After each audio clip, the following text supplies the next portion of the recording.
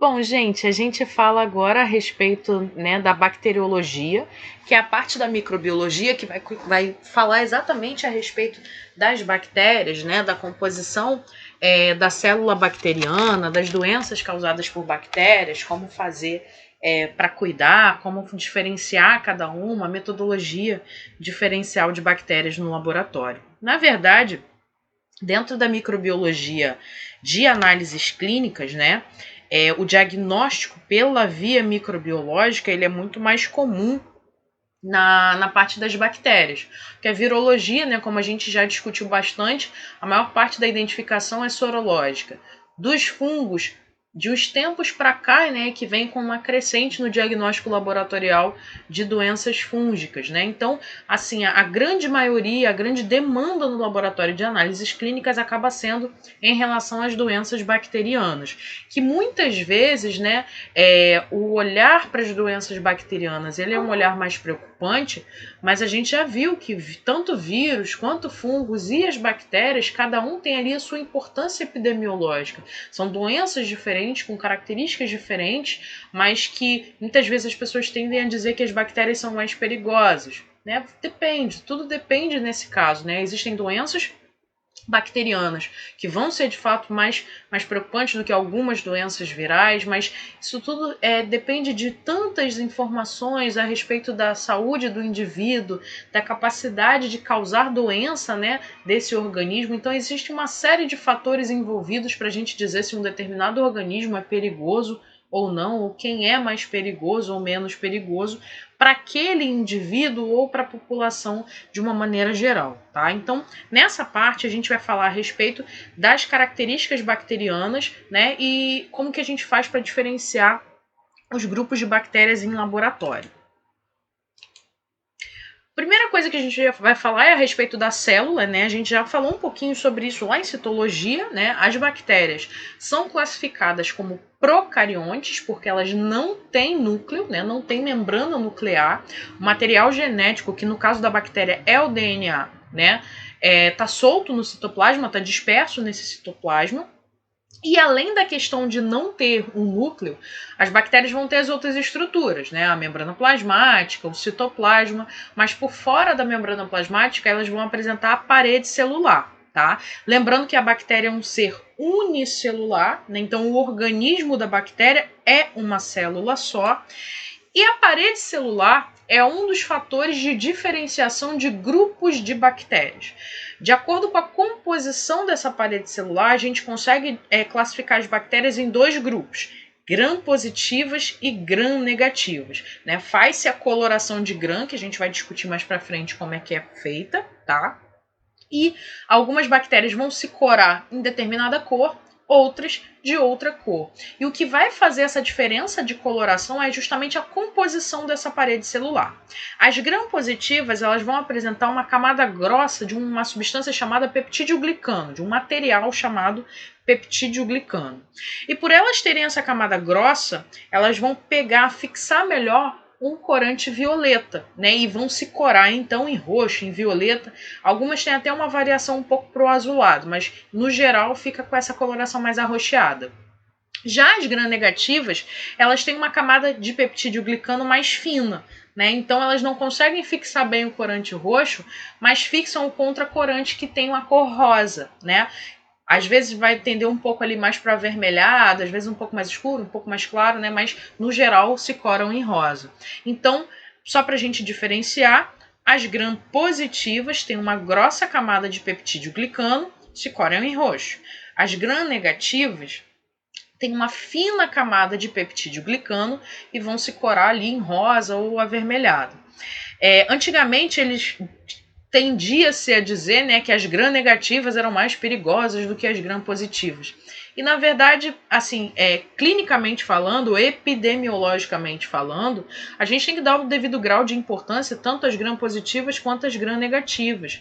Então, para que a gente faz a diferença? Né? Essa diferenciação é inicial para a gente entrar numa chave de identificação das bactérias e tentar identificar quem é aquela bactéria causadora da infecção. né? Então, é o ponto, né, o pontapé inicial, é o ponto de partida para a gente fazer a diferenciação, mas não que um seja mais preocupante do que outro, né? Cada um ali tem a sua devida importância nas infecções. A gente vai falando agora a respeito de alguns itens, né, que essas bactérias podem apresentar ou que vão apresentar, né, que são características da célula bacteriana. Uma delas é o plasmídio, né? A gente sempre está falando em relação ao DNA da bactéria, né? Na verdade, o DNA bacteriano, né, ele forma esse cromossomo, né, que na verdade é um cromossomão, né, digamos assim. E a gente tem um fator, né, de material genético extracromossomo, né, o extracromossomial, que é justamente o plasmídio. Ele é uma informação genética adicional, que é responsável pela variabilidade genética das bactérias. Então, ele é uma informação genética além do DNA principal, né, digamos assim, que vai fazer com que algumas bactérias tenham diferenças entre outras da mesma espécie ou que foram geradas ali durante a reprodução, né? Lembrando que cada organismo bacteriano é uma célula só, então se eu tenho outra célula já é uma nova bactéria que está ali, né? Então o que vai fazer a diferenciação entre esses grupos de bactérias da mesma espécie é exatamente o plasmídio, né? E que conforme elas vão trocando essas informações genéticas, né, elas vão ali aumentando a variabilidade genética. Outra característica bacteriana, né, que está presente em algumas bactérias são os flagelos, né? Sempre que o flagelo está presente, ele tem como característica ou tem como função, né, a motilidade dessa bactéria, a movimentação dessa bactéria. Os flagelos são fiozinhos, né, longos e finos, que vão se originar da membrana plasmática, né? Então, sempre que presentes, eles estão relacionados ali à característica de locomoção bacteriana.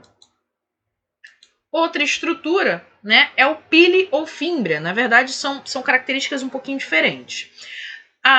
O pili, né, ele é uma projeção dessa parte da membrana, né, que serve para fazer transferência de material genético entre uma bactéria e outra, né? A gente tende a pensar na reprodução bacteriana como sendo somente assexuada, né, pela divisão ali binária dessas bactérias, mas elas não fazem só a parte assexuada. As bactérias trocam informações genéticas, né, para garantir justamente essa variabilidade. E essa troca, né, essa transferência de material genético, ela acontece através do pili. Então aqui, ó, vocês estão vendo esse filamento longo aqui de uma bactéria para outra? Esse aqui é o pili e isso faz a transferência desse material genético. Então é como se ela estivesse se ligando ali a outra bactéria, fazendo essa troca de informações genéticas ali. Né? Aqui a gente tem duas bactérias fazendo saliência e eles tiraram uma fotinho no momento.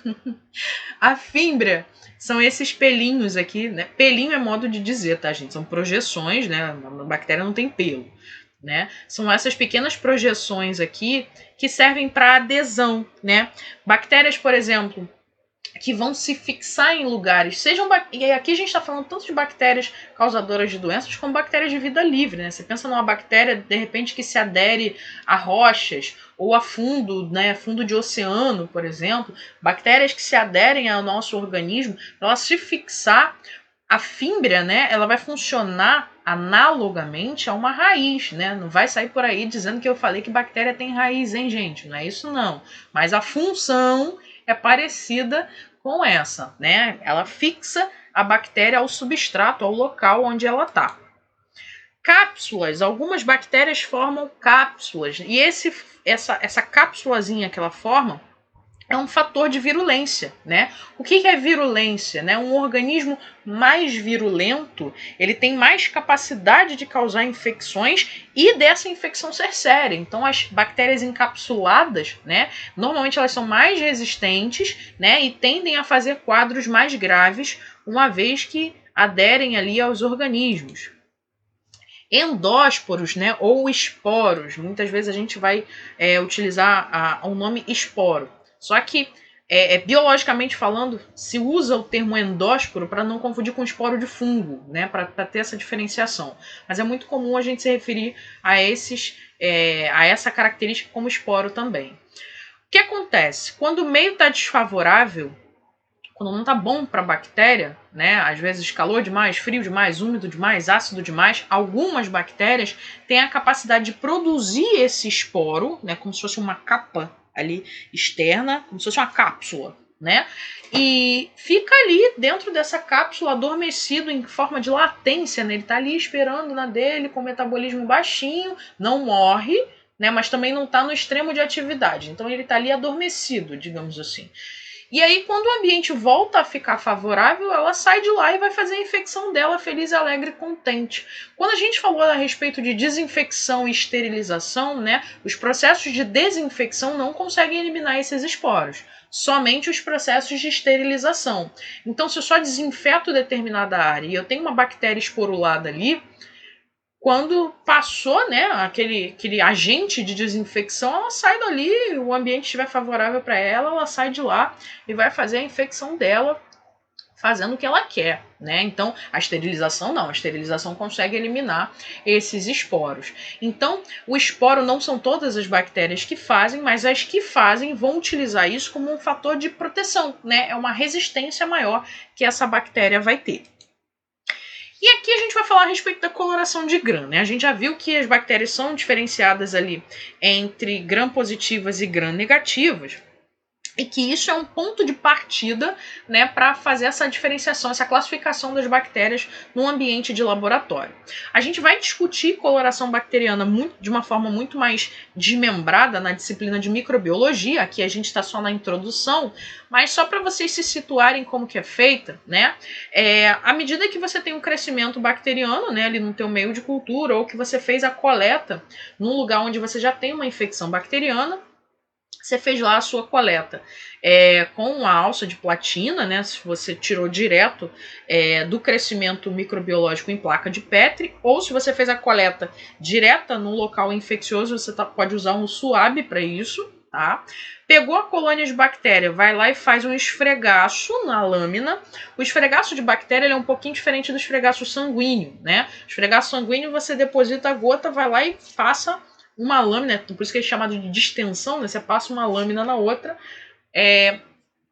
esticando, né, aquela gota de sangue. E aqui a gente está pegando a colônia de bactéria no material que a gente acabou de colher.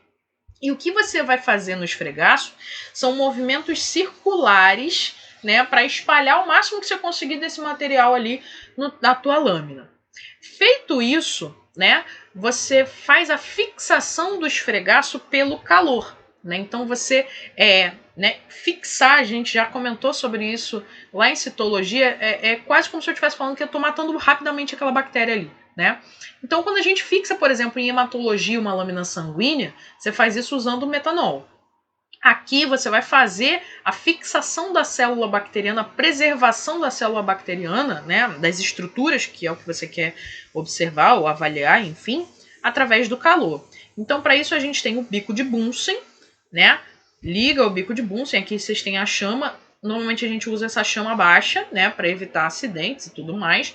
Passa esse esfregaço, essa lâmina, 3 vezes sob a chama, tá, do bico de Bunsen, e faz essa ficção. 3 vezes, rapidinho, né? Não é para deixar lá a bactéria tostando no calor da chama, tá, gente? É bem rápido, passa a lâmina inteira, né? Não é só uma ponta, você tem que fixar por completo ali a tua amostra.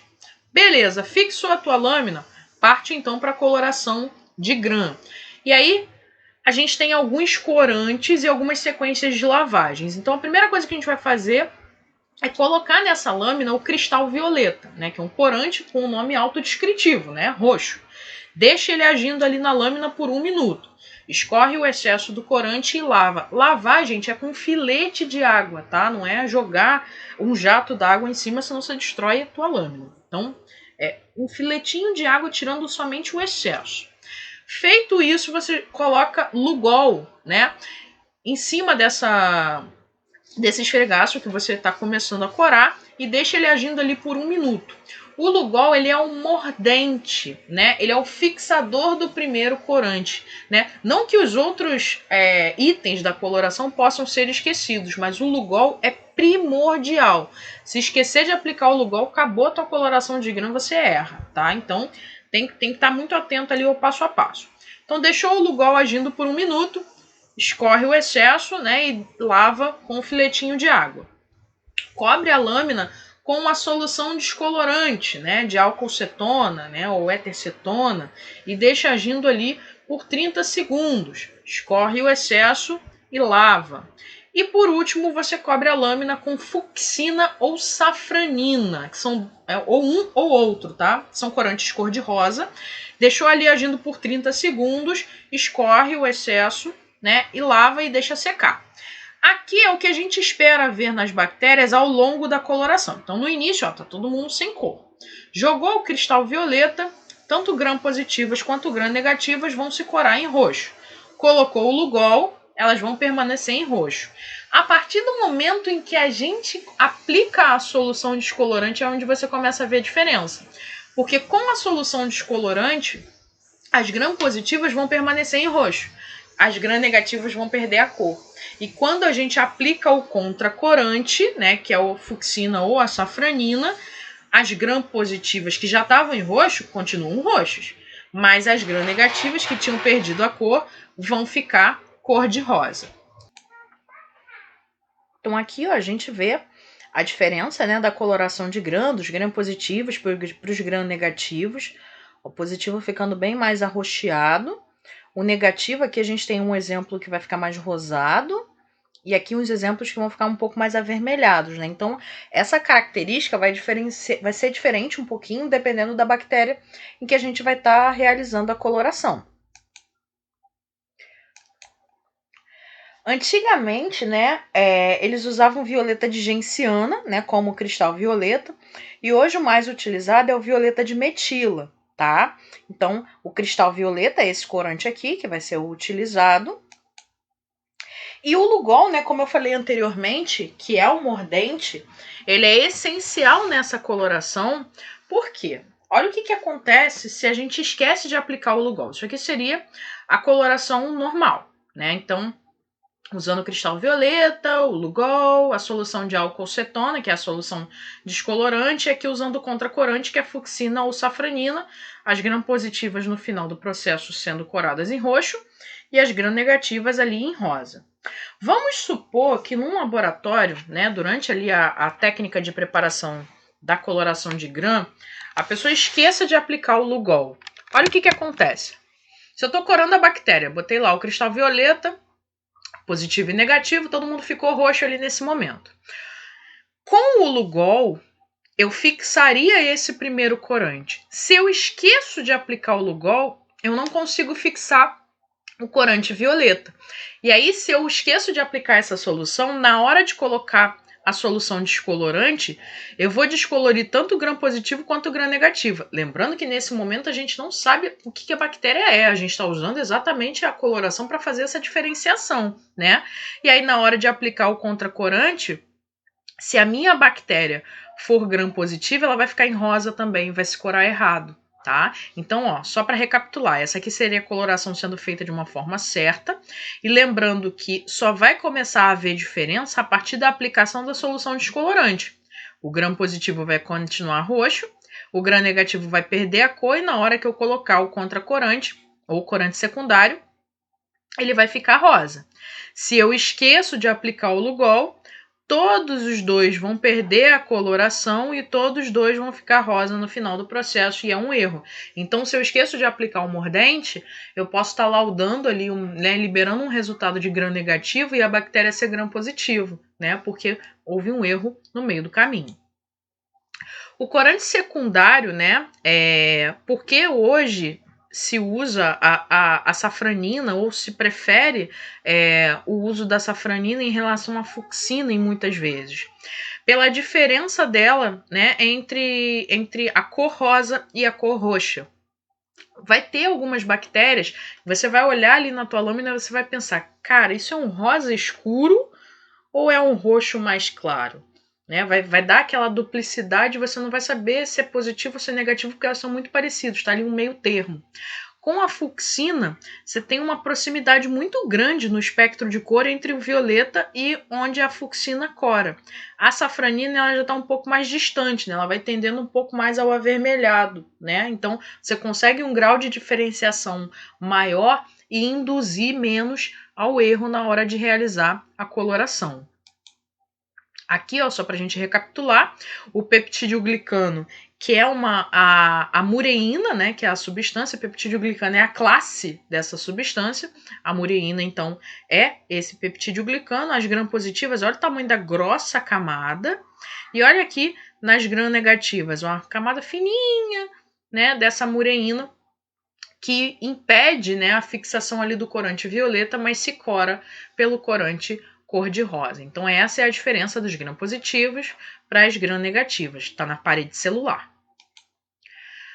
Antes de eu chegar a falar da morfologia, né, que é esse próximo item, em relação à coloração de gram, né, gram não cora bem todas as bactérias. Então existem algumas bactérias, como é o caso, por exemplo, do bacilo de Koch, né, que é o Mycobacterium tuberculosis, causador da tuberculose, ele é um tipo de bactéria que não vai se corar direito pela gram.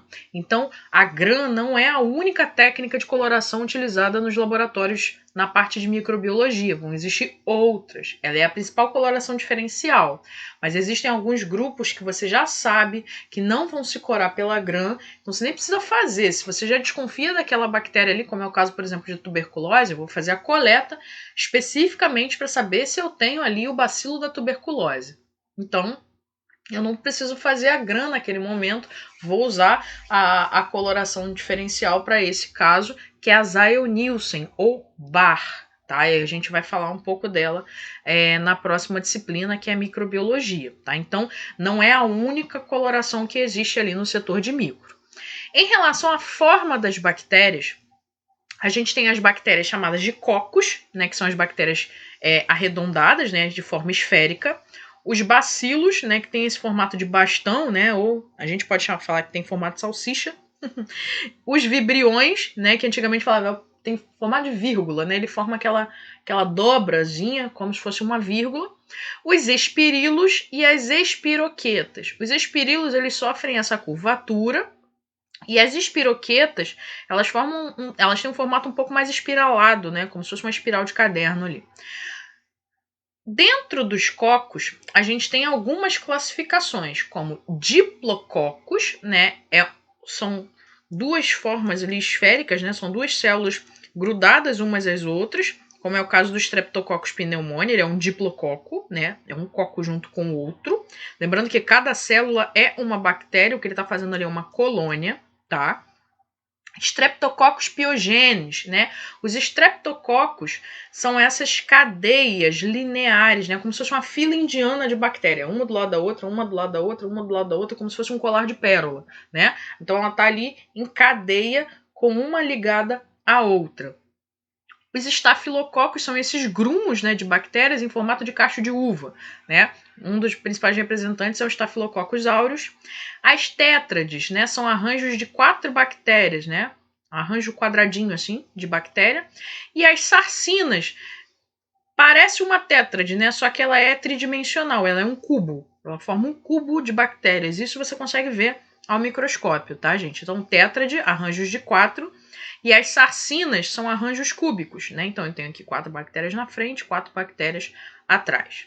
Os bacilos, eles podem estar sozinhos também, podem formar cadeias, né? Podem ter bacilos com flagelo, bacilos ali que formam esporos, né? Então, existe também morfologias diferenciadas. Os vibriões, né?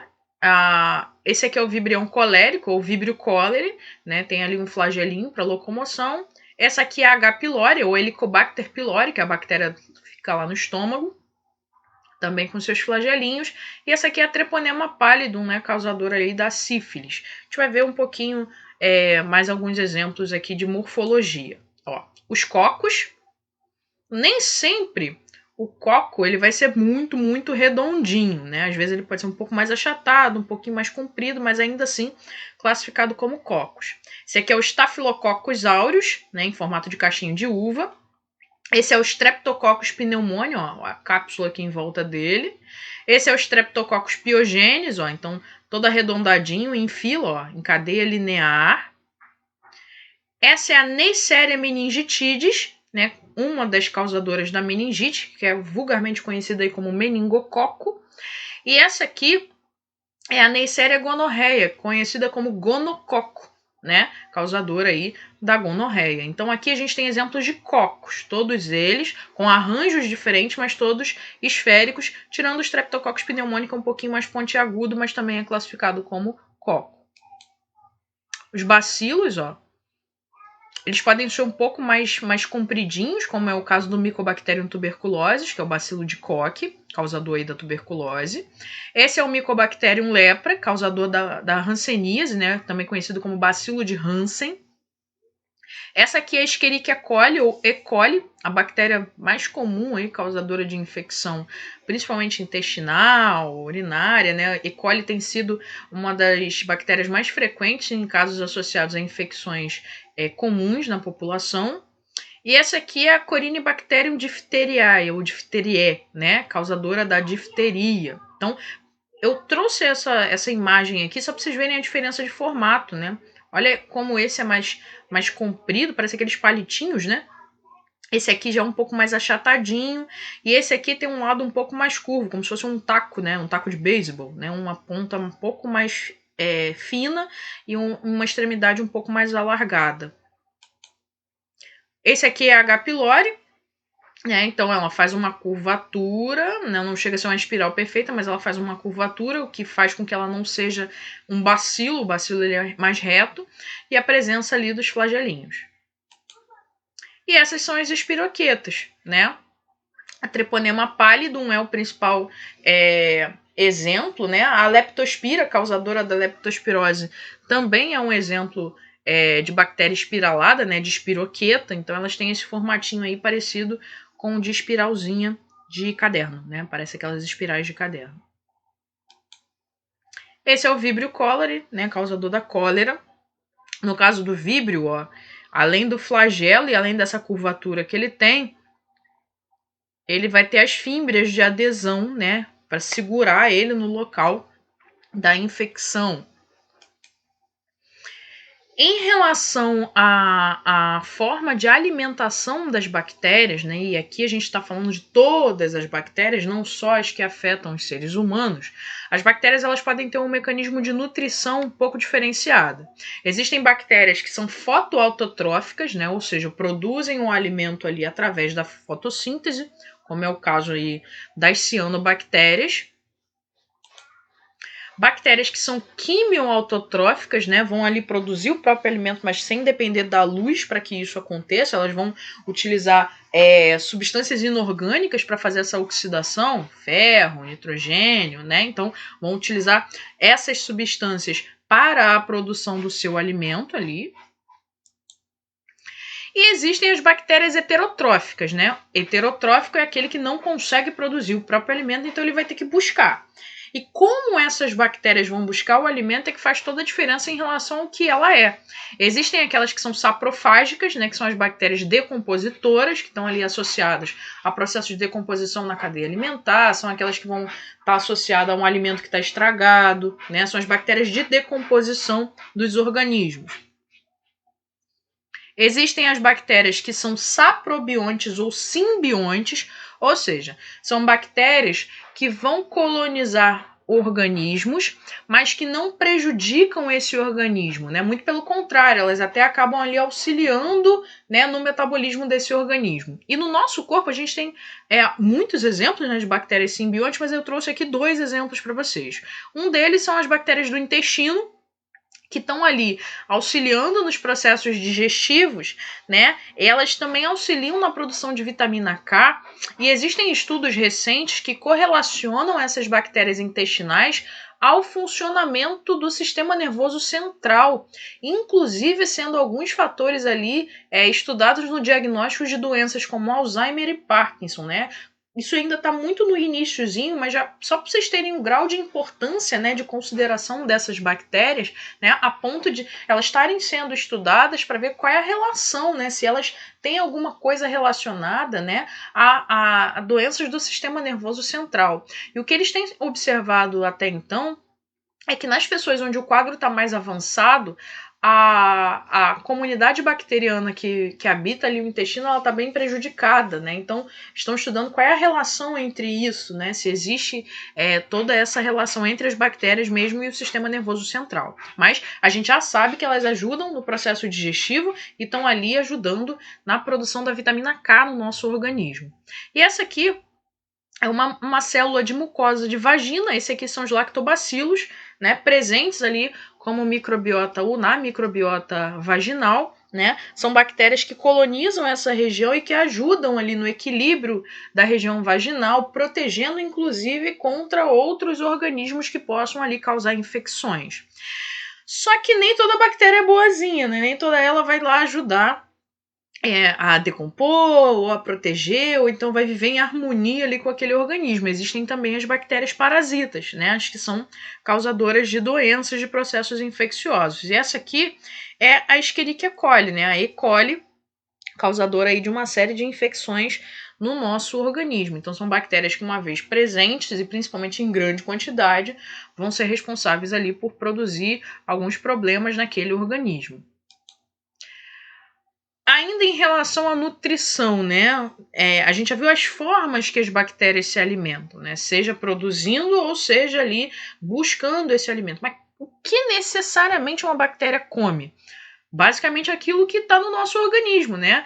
Fontes de carbono, carboidratos, aminoácidos, lipídios, né? Fontes de nitrogênio, né? Nutrientes exatamente igual a gente necessita. Então, o corpo da bactéria, que na verdade é a célula, né? A célula bacteriana, para se nutrir, ela vai usar fontes tais como as nossas. Não é à toa que as bactérias que colonizam ali o nosso corpo vão degradar substâncias que a gente está ingerindo ou que o nosso corpo produz.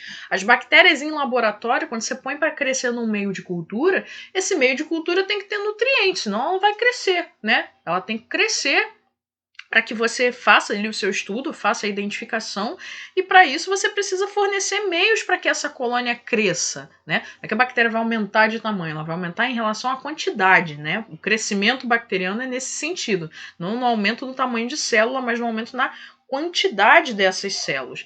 E elas vão precisar, nesses meios de cultura, que tem ali os nutrientes necessários. Muitos meios de cultura são preparados ali com caldo de carne, com sangue, né? Com fatores de crescimento que vão fornecer nutrientes necessários aí ao crescimento dessas bactérias. Em relação a outros parâmetros, como pH e temperatura, né? Para a maioria das bactérias que infectam o corpo humano, as enzimas dessas bactérias funcionam num pH de 7,4, para a grande maioria delas. Só para a gente lembrar, né, 7,4 é relativamente o pH do nosso sangue, né, 7,35 a 7,45. Então, claro que no nosso organismo existem blocos diferentes de pH, se a gente for considerar, por exemplo, estômago, intestino e boca, né, mas o restante do nosso organismo, ele mais ou menos que mantém essa faixa. Então, se a bactéria é uma eventual causadora de infecção no ser humano, ela vai preferir a faixa, né, de infecção, a faixa de valores, né, de referência, seja para temperatura, para pH, do organismo humano. Né? Ela precisa achar ali naquele corpo o ambiente favorável para o desenvolvimento delas. Tá? Então, dentro de laboratório, quando eu vou cultivar uma bactéria, botar para crescer, eu preciso fornecer a ela o mesmo ambiente que ela teria caso ela estivesse dentro de um organismo fazendo a infecção. Em relação à temperatura, as bactérias têm grupos de temperaturas, né, que elas toleram, que elas aceitam, que elas vão funcionar melhor. As bactérias que sobrevivem ali em menos de 15 graus são chamadas de psicrófilas.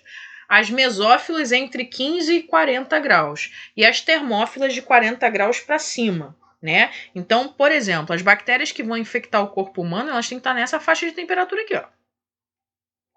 As bactérias de uma fonte termal, né, a bactéria que sobrevive lá a 80 graus ou mais, ela tem um corpo adaptado para isso. Né? Então, dentro de um laboratório, Qual é a nossa faixa de interesse? É eu botar uma bactéria para crescer a 80 graus? Não. Eu não estou estudando bactéria de fonte termal. No laboratório de análises clínicas, eu quero achar bactérias que causam infecções ali em seres humanos. Então, a temperatura de crescimento, né, fica ali em torno de 36,5, 37, né, que é a nossa faixa de temperatura, né, a faixa de temperatura que seria normalmente encontrada no nosso organismo, né? Então, até para fazer o crescimento bacteriano em laboratório, eu tenho que conhecer a fisiologia dessa bactéria.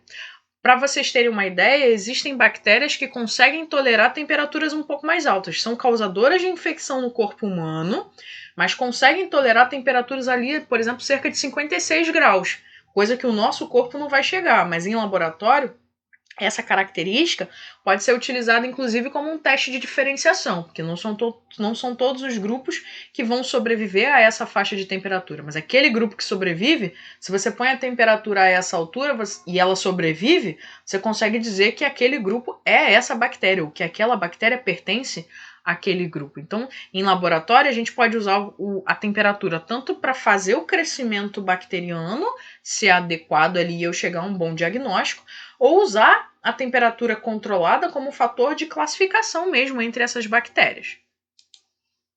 Em relação à respiração, a gente tem bactérias que são aeróbias, né? Respiram ali o oxigênio, né? Obrigatórias, então necessariamente elas vão ter a presença do oxigênio, como é o caso do Mycobacterium tuberculosis, e não é à toa que ele está nos pulmões, né? Bactérias que são anaeróbias, né? Na verdade, elas não vão usar o oxigênio na respiração. E no caso das anaeróbias obrigatórias, elas morrem na presença de oxigênio. Uma delas é essa bactériazinha que está representada aí, que é a Clostridium tetani, causadora do tétano, né? E que morre em presença de oxigênio. Por que eu tenho uma imagem de pregos enferrujados ali? Porque as pessoas acham que o que causa tétano é a ferrugem. E não é, né? Quem causa tétano é a bactéria, é ela que é responsável por isso. Mas por que a gente associa, então, a ferrugem à ocorrência de tétano, né? Para eu espetar o meu pé num prego desse enferrujado, por que eu tenho que tomar cuidado, né? Lembrando que a gente precisa da vacina antitetânica em dia, tá, gente? Não é tomar só quando a gente espeta o pé no prego, não. Mas por que se faz essa associação? Quando a ferrugem ocorre, as bactérias que estariam ali normalmente no solo ou em outro lugar se escondendo do oxigênio, elas vão achar nessas ranhuras existentes ali entre a ferrugem o espaço ideal para elas fazerem a colonização, porque essas ranhuras é que vão impedir a entrada do oxigênio. Então elas conseguem sobreviver nesses microespaços. Então não é a ferrugem que é o problema está no espaço sem oxigênio que ela vai encontrar para sobreviver. E aí, quando você espetou lá o teu pé, ou entrou em contato, enfim, com algum ambiente, ela cai no teu corpo, né? E vai fazer lá a infecção. Ela vai atingindo áreas profundas, né? E normalmente ali, se você não deu muita atenção àquele ferimento, você vai abafar o lugar da ferida, que é pior ainda nessas situações. É por isso que se deve cuidar dos ferimentos, mas nunca abafá-los por completo, né? O pessoal fala assim, tem que deixar o ferimento respirar um pouco. É justamente para impedir a colonização dessas bactérias anaeróbias. E a gente tem as chamadas anaeróbias facultativas, né? Ou seja, tanto faz para elas se tem oxigênio ou não, elas vão conseguir respirar o oxigênio, mas também se não tiver, elas estão sobrevivendo de boa, né? O oxigênio não mata elas, não as mata, né, melhor, consertando o português aí, não as mata como mataria as anaeróbias obrigatórias. E um exemplo da facultativa é a E. coli aqui no intestino. Então, um monte de E. coli, né, colonizando lá o intestino, então ela pode sobreviver ou não na presença de oxigênio. Ela pode colonizar, respirar. Se tiver oxigênio, ela respira. Se não tiver, tá de boa também, que ela vai sobreviver na ausência dele. Aqui é só uma representação de como a gente veria essas bactérias num crescimento de tubo, né? Então você pegou lá, botou um meio de cultura, semeou a bactéria e esperou ela crescer. O que vocês estão vendo aqui, esses pontinhos pretos representam, na verdade, as bactérias. Eu tenho aqui bactérias que estão na superfície, bactérias que estão mais profundo e bactérias que estão ali distribuídas no tubo inteiro, tá? Vamos considerar o seguinte, se está mais na superfície, ela é uma bactéria que está buscando o oxigênio ou está fugindo do oxigênio? Se ela está na superfície, ela está buscando o oxigênio. Então, as bactérias que são aeróbias, elas tendem a ter esse crescimento superficial. Se quem está em cima está buscando, quem está embaixo está fugindo. Então, essas bactérias aqui estão fugindo completamente do oxigênio. Quanto mais profundo para elas ali, melhor. Está saindo do oxigênio. E essas aqui, tanto faz, né? Então, nesses 3 tubos aqui, pode ser uma questão de prova, hein, gente? E de concurso também. Bactérias aeróbias na superfície, anaeróbias facultativas, né? Tanto faz, tá com oxigênio ou não. E bactérias anaeróbias obrigatórias, estão fugindo do oxigênio que está ali na superfície, tudo bem? Em relação à reprodução, né? A reprodução das bactérias ela pode ser assexuada ou sexuada. A assexuada se dá por divisão binária, né? É uma célula dando origem a outra célula, uma célula se dividindo em 2, né, por assim dizer. Essa forma de reprodução das bactérias, ela se dá numa velocidade grande, né, quando comparado ali ao processo, por exemplo, de divisão das nossas células. Tem bactérias que vão se dividir ali em cerca de 20 minutos, né, e é um crescimento exponencial. Isso faz com que a gente, por exemplo, você tá lá com uma infecção de garganta, você olhou ali num dia, você viu um pontinho esbranquiçado ali na região ali da tua garganta, quando você foi olhar, horas depois já tá aquela massa branca, né? Isso, inclusive, faz a bactéria se tornar visível, né? Lembrando que a bactéria é um ser de uma célula só, mas quando ela está em colônias, né, o tamanho da colônia, que na verdade é a quantidade de células que aquela colônia tem, faz tornar visível. Você olha uma coisa e fala, ih, tem bactéria. Como é que eu consigo enxergar a bactéria? Eu não estou enxergando uma, mas eu estou enxergando a colônia da bactéria que está ali. E isso acontece por conta da reprodução assexuada. Só que a reprodução assexuada, ela cria cópias dessa bactéria. Eu vou ter lá a bactéria gerando uma bactéria exatamente igual a ela. Então, se ela só se reproduzir por reprodução assexuada, pela via assexuada, não é muito vantajoso, porque ela só vai ter um exército de clones bacterianos ali. Então, é onde entra em ação a reprodução sexuada, troca de gametas, né? É a evolução da bactéria, é onde ela consegue trocar informações genéticas ali com as coleguinhas bactérias da mesma espécie. E a reprodução sexuada, ela pode acontecer por formas diferentes. Uma delas é a conjugação, que é através do pile, né? Aqui, o pile chegando e transferindo material genético de uma bactéria para outra. Então, ela passa ali a informação genética dela, uma parte desse material faz a troca. Aqui tem um plasmídio entrando e outro saindo. Então, ela consegue trocar, através dessa ponte bacteriana, né, a informação genética. Transformação, né? Por exemplo, uma bactéria morreu, liberou lá os fragmentos de DNA dela no ambiente, liberou lá o cromossomo dela. Outra bactéria vem lá e se apropria, né, desse cromossomo, de uma parte desse cromossomo, uma parte desse DNA, e joga para o DNA dela. Então ela simplesmente esperou a outra bactéria morrer, foi lá, pegou um bocado dessa informação genética e adquiriu, incorporou no seu DNA. Pronto, temos uma bactéria que acabou de sofrer uma mutação aí, né? Ela tinha um DNA que era dela, outra morreu, ela falou, presta aqui, seu DNA que é meu. Pronto. E assim incorporou o DNA. E a gente tem a transdução, né? Que as moléculas de DNA são transferidas de uma bactéria para outra usando um vírus como um vetor. Só para a gente relembrar, o vírus ele é um parasita intracelular obrigatório, então ele precisa invadir ali uma célula hospedeira. E aqui a gente tem uma explicação bem rapidinha de como isso acontece. Lembrando que os vírus que infectam as bactérias são os bacteriófagos. E aqui o DNA do bacteriófago é incorporado na bactéria. Então aqui o vírus, DNA do vírus, DNA da bactéria. E aqui está o vírus lá fazendo a multiplicaçãozinha dele. Rompeu a bactéria, né, no ciclo lítico. Né, ele fez a lise daquela bactéria e saiu lá para infectar. Só que, ao invés dele pegar só o DNA do vírus, ele pegou e incorporou aqui, uma parte do DNA bacteriano. A gente representou o DNA bacteriano aqui em laranja e o do vírus em rosinha. Percebam esse vírus aqui saindo, com o DNA não só do vírus, mas com o DNA da bactéria também. E aí, quando ele vai entrar em uma nova bactéria, ele soltou o DNA dele, ou soltou o DNA, ele incorporou o DNA daquela bactéria inicial lá que ele tinha infectado em uma nova bactéria, tá? Então, ele passa a fazer parte, ele injetou um DNA bacteriano em outra bactéria. Ele serviu como se fosse ali uma espécie de seringa, né? Tô tirando uma parte e injetando em alguém, como se eu estivesse tirando uma parte do meu DNA, transferindo esse DNA para outra pessoa.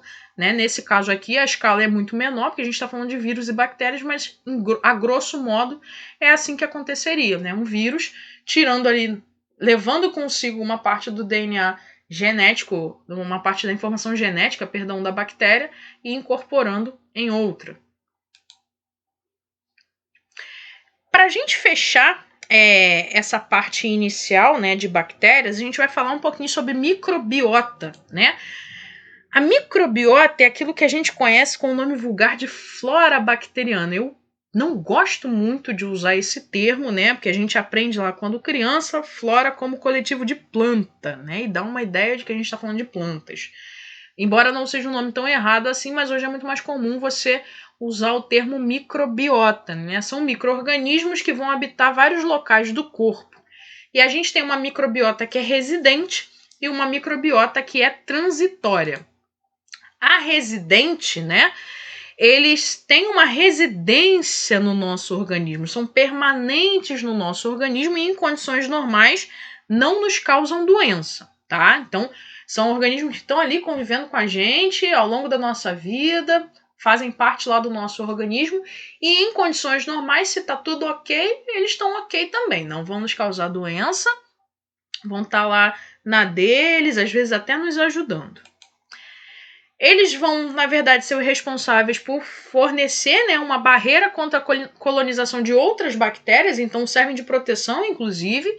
Vão produzir substâncias que são utilizadas pelo nosso corpo, alguns degradando ali produtos tóxicos e participando da modulação do sistema imune do hospedeiro. Então a gente tem as bactérias da microbiota residente como auxiliares do nosso organismo. Por exemplo, as bactérias da pele estão ali vivendo no nosso organismo e nos protegendo de outras bactérias que são causadoras de doença. As bactérias da região vaginal fazendo a mesma coisa, né? Bactérias que produzem substâncias utilizáveis pelo hospedeiro. A gente falou ainda há pouco da bactéria que está lá no intestino, que pode ajudar na produção de vitamina K, né? Bactérias que degradam produtos, né? A gente tem bactérias que vão consumir, né, substâncias que estão no nosso corpo. Bactérias que participam da modulação do sistema imune, né, ajudando ali na questão imunológica do nosso organismo. E esses aqui são alguns dados, né? Isso aqui foi uma matéria que saiu numa revista de divulgação de ciências, né, alguns anos atrás, que era assim: você é um sundae gigante do ponto de vista das bactérias. Há mais delas pastando na sua pele do que pessoas vivendo na Terra. Somos passageiros em um planeta controlado por bactérias e vírus. Nossa vida depende da nossa capacidade de enfrentá-los. O problema é que eles estão mais fortes do que nunca e por nossa causa. Seu corpo contém 10 vezes mais bactérias do que células humanas. Ou seja, a gente, na verdade, é mais bactéria do que a gente mesmo, né? Se a gente conseguisse contabilizar todas as bactérias que tem no nosso corpo. Bom, alguns pontos importantes para a gente considerar. A importância das bactérias que são residentes no nosso organismo, né? Que estão ali nos permitindo, inclusive, a vida na forma que a gente leva. Segundo ponto, o fato da gente começar a desmistificar essa história de que toda bactéria é ruim. Não é, né? Tanto é que elas nos ajudam ali no nosso corpo. Então, é enxergar aquilo que é diferente da gente com bons olhos, né? Ou nem sempre com um mau olhar, né? Como a gente vai costumar ouvir na grande maioria das vezes. Então, existem bactérias boas e existem bactérias ruins e vão continuar existindo. E o segundo ponto nessa fala aí, para a gente considerar, e que eu já havia falado a respeito disso quando a gente comentou sobre doenças virais, é o seguinte: a gente subestima vírus e bactérias primeiro pelo tamanho dele. O fungo também vai entrar nessa história. Primeiro pelos tamanhos. Segundo, a pessoa pensa assim: poxa, a bactéria é um ser unicelular, procarionte. O vírus, né, nem célula tem. Mas a gente está aí enfrentando agora uma pandemia causada por vírus. A gente enfrenta anualmente milhares de infecções causadas por bactérias. E a gente tende a olhar, ou a ciência tende a olhar tendeu, né, a olhar por muitos anos, o ser humano como suprassumo da escala evolutiva, né, como o auge, o ápice da evolução, e não é bem assim. A gente foi evoluindo para um lado e esses organismos foram evoluindo por outro, né? Eles sofrem mutações, eles sofrem seleções, estão ficando cada vez mais fortes, e a gente precisa achar forças de combate, né, via anticorpos, via produção de vacinas, via medicamentos, para combater esses organismos. Dentro da nossa microbiota residente, a gente tem a chamada microbiota normal, né, que é o conjunto de organismos encontrados normalmente colonizando o nosso corpo, né, e vivendo ali de maneira harmoniosa. A gente é um hospedeiro deles e eles somos anfitriões, né, e eles ali são bons inquilinos, digamos assim. Na transitória, a coisa já começa a mudar um pouquinho de figura, né? Quem está no nosso organismo fez colônia ali, fez residência ali, né, e se mostrou bom o suficiente para permanecer por mais tempo. No caso da microbiota transitória, ela é transitória e não é à toa, né? Porque boa parte dela é causadora de doença, né? Então ela tá ali durante um tempo e depois ela vai embora, tá? Então elas são encontradas nas superfícies externas, em alguns casos internas, durante algumas horas, dias ou mesmo semanas. Como assim? Vamos pensar no seguinte: você saiu da sua casa, foi trabalhar, né? Pegou aquele ônibus lotado, né? Foi lá e colocou a mão naquele ferro do ônibus onde milhares e milhares de mãos passaram ali. Se milhares e milhares de mãos passaram ali, milhares de bactérias estão presentes e você acabou de colocar a mão. Naquele momento, você adquiriu ali a sua microbiota transitória. Mas ela vai fazer colônia ali no teu corpo? A partir do momento que você limpar essa mão, e hoje a gente está vendo a importância do álcool gel e de lavar corretamente as mãos, né? A partir do momento que você lava, você tirou aquela microbiota. Foi transitória, ela já não está mais lá, né? Então, nesse caso aí, pode ter durado algumas horas, ou dias, né? Dependendo de qual frequência as pessoas tomam banho. Brincadeira, gente. Mas deu para entender qual é a diferença, né? Então, aquela de algumas horas, você passou na rua, entrou em contato ali com milhares de micróbios, né? Vou usar o termo antigo, micróbios, né? Milhares de micro-organismos ali no ar, nas superfícies onde você entrou em contato. Você chegou em casa, tirou a roupa, tomou banho, aquela microbiota foi, né? E aí a gente vai responder aquela velha pergunta, né? De se quando a gente toma banho, a gente sai limpo, por que a gente lava a toalha, né? Porque depende do banho que a gente toma e na hora que a gente passa a toalha, a gente está tirando ali uma parte daquelas bactérias que estavam na superfície. Então as bactérias ficam lá e por isso tem que lavar a toalha, né? Na verdade, eu acho que essa frase é desculpa de quem não gosta de lavar roupa, né? E caso aconteça alteração do equilíbrio da microbiota residente, os transitórios podem proliferar ali e produzir doença. Ou seja, se a nossa imunidade está em dia, está ok, normalmente esses organismos não vão ser tão infecciosos assim. Mas o grande problema está justamente quando a nossa microbiota sofre esse impacto, né? Sofre esse baque. Aí esses aí vão ser os chamados oportunistas, né? Vão esperar ali o pior momento da tua imunidade para poder fazer a infecção. Existem outros que não, que já chegam com tudo, né? No popular já chegam causando aquela infecção no teu corpo. Mas todos esses aí vão fazer parte da microbiota transitória. Você espera, inclusive, que eles não fiquem muito tempo no teu organismo para que você não tenha maiores problemas. E aqui, né, para a gente relembrar a importância, né, da higienização em relação aos nossos cuidados, né? Não só em relação a bactérias, mas também como em relação aos vírus, né? E a gente está aí vendo bastante isso na pandemia de coronavírus, né? Higienize suas mãos e detenha a propagação de micro-organismos multiresistentes. Higienizar, né? Manter a lavagem ali com água e sabão, com álcool em gel, né? É o suficiente para que a gente tenha uma boa higiene. E a gente fecha essa parte aí de microbiota, de controle, falando dos antibióticos. A descoberta do antibiótico, na verdade, ela foi acidental, né? O antibiótico ele foi descoberto por um pesquisador chamado Alexander Fleming, e ele trabalhava exatamente com bactérias, né? Ele estava ali pesquisando bactérias capazes de combater, pesquisando o crescimento bacteriano e tentando ver substâncias capazes de combater essas bactérias que estavam em feridas, né? E ele tinha lá as suas plaquinhas com meio de cultura e tudo mais. Ele tinha colônias de Staphylococcus aureus. Ele esqueceu dessas colônias durante um tempo. Quando voltou, tinha mofo em tudo que era lugar da placa de Petri dele, né? Só que aí ele foi mais além. Ele observou que no local onde o fungo crescia, existiam espaços, né, halos, espaços transparentes, indicando que ali não tinha crescimento de bactéria. Então ele começou a pensar, pô, tem alguma coisa aqui nesse fungo que tá matando a bactéria que está em volta dele, né? Então vou dar uma investida aqui nessa descoberta. E aí esse fungo que cresceu na placa, né, que contaminou a placa, era o penicillium. E daí o primeiro antibiótico foi exatamente a penicilina, né, que inclusive hoje a gente tem muitos antibióticos que são derivados dela, tá? Na Segunda Guerra Mundial, então ele aprimorou esses estudos e aí chegou a criação, na verdade, do antibiótico penicilina, tá? Pontos importantes aí. Primeiro, a importância clínica absurda que tem a descoberta de alguma coisa que foi capaz de matar bactérias que eram causadoras de infecção, que dizimou populações ali, né? E segundo o olhar cientista, né? Porque ele podia ter pensado, né, como boa parte das pessoas pensaria, falar, caramba, estragou meu experimento, vou jogar tudo fora. E se livrava lá das placas de Petri dele mofadas, né? Então ele teve um olhar diferenciado em cima daquilo que deu errado, né? Então muitas coisas dentro da ciência ou na área da ciência foram descobertas assim, de forma acidental.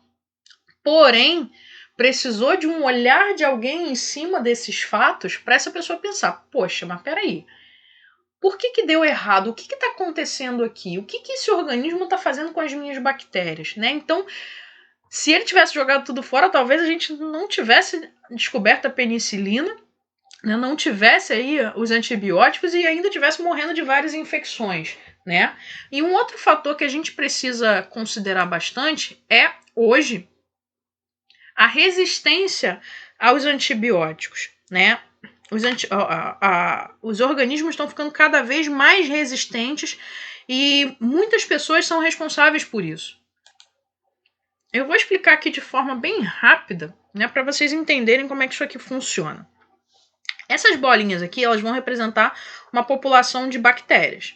E aqui as cores representam o nível de resistência delas ao antibiótico. O amarelinho é muito baixo e o vermelho mais escuro é muito alto. Então aqui, ó, na população original a gente tem bactérias mais resistentes, menos resistentes e tudo mais. Se você usa o antibiótico de forma inadequada, né, o que você pode fazer é selecionar as bactérias que são mais resistentes. Como assim? Você usou um antibiótico, mas que não foi capaz de matar todas elas. Só que você não tem como saber disso. Você não está vendo a célula bacteriana ali, às vezes com umazinha só. Umazinha só você não consegue ver, você só consegue ver a infecção inteira. E aí, você usou um antibiótico, matou um bocado de bactéria. Aí daqui a pouco a infecção voltou de novo. Por quê? Porque não morreu todo mundo. E aquela que não morreu, ela não só se multiplicou, como ela multiplicou uma população que era muito resistente àquele antibiótico. E aí, ó, olha os com resistência baixa, foram embora. Só ficou os vermelhinhos e um laranjinho aqui perdido no meio do caminho. E se esse organismo não for capaz de eliminar essas bactérias que sobraram, elas vão ser cada vez mais resistentes, cada vez mais fortes, e você vai precisar de antibióticos cada vez mais potentes para eliminar aquela bactéria. Só que aí a gente tem um grande problema. Muitas pessoas às vezes acham que antibiótico ele é receitado pelo sintoma, né? Quando não se tinha o controle de receita de venda de antibióticos, a coisa funcionava mais ou menos da seguinte maneira. Ah, eu tô com uma dor aqui, ou então eu tô resfriada. Vou tomar um antibiótico, e ela na farmácia comprava qualquer antibiótico que vinha na telha para poder tomar e acabar com aquela virose. Então, já começamos o erro por aí. Se você tem uma virose, o antibiótico não mata vírus, né? Mas só tomou. E aí, você tirou... Se você não tinha uma infecção bacteriana, você eliminou as bactérias boas que estavam no teu organismo. Você matou bactérias que estavam lá na sua microbiota residente. Aí você já arrumou um outro problema, baixou a tua imunidade. Digamos que não fosse uma virose, fosse de fato uma infecção. Quem garante que a bactéria que está te causando a infecção morre com aquele antibiótico que você está usando? Eu vejo muito isso em pessoas que às vezes estão assim, ó, tô com a infecção urinária. E aí o teu vizinho teve infecção urinária. Até o vizinho teve infecção urinária, mas ele comprou 3 caixas de medicamento e só tomou 2. Sobrou uma caixa. Você tá com infecção urinária e aí você não quer ir ao médico e teu vizinho tem lá uma caixa sobrando que ele não vai usar. E aí você... eu vou pegar, né? Tudo infecção urinária? Não pode. Primeiro, infecção urinária pode ser qualquer infecção dentro daquele trato urinário, desde os rins até a uretra. Então, o local, inclusive, pode ser diferenciado. Segundo, pode ser qualquer bactéria que chegou lá e causou a infecção. Então, você pode estar usando um antibiótico que não vai fazer o menor efeito contra aquela bactéria que está ali. Ou então ele vai começar a fazer o efeito. Por exemplo, já não tem mais febre, significa que a infecção foi controlada. Só que aí, à medida que você para de tomar o medicamento, você não matou a bactéria, você só controlou a multiplicação. Você deixou aquela comunidade microbiana ali num ponto onde ela não estava te causando tanto problema. Só que a partir do momento que você acabou de tomar a medicação, a bactéria voltou, né? E para isso, hoje em dia, existem em laboratório, né, e uma coisa que a gente vai discutir bastante na disciplina de microbiologia, quando você tem uma infecção ou suspeita de uma infecção, você precisa saber quem é a bactéria causadora daquela doença e outra, aquela bactéria, qual é o antibiótico capaz de matar aquela bactéria, de eliminar aquela bactéria do seu organismo. E para isso existe um exame chamado antibiograma, que é justamente, né, usar o antibiótico que vai fazer mais efeito contra aquela bactéria que está ali. Então é você saber quem é e saber quem é, o que você tem que usar para eliminar aquela bactéria. Caso isso não aconteça, você pode ficar ali com uma infecção que é recorrente e cada vez tendo que utilizar antibióticos mais fortes e mais fortes, até onde vai chegar um momento onde nenhum antibiótico é capaz de combater aquela bactéria que está lá. E aí hoje é onde a gente tem os termos de superbactérias. São bactérias que não morrem com determinados antibióticos. São bactérias que às vezes não tem nenhum antibiótico capaz de matar. E aí você faz o quê? Se você não consegue controlar a infecção, se você não tem nenhum medicamento capaz de eliminar aquela bactéria que está ali. É bem complicado.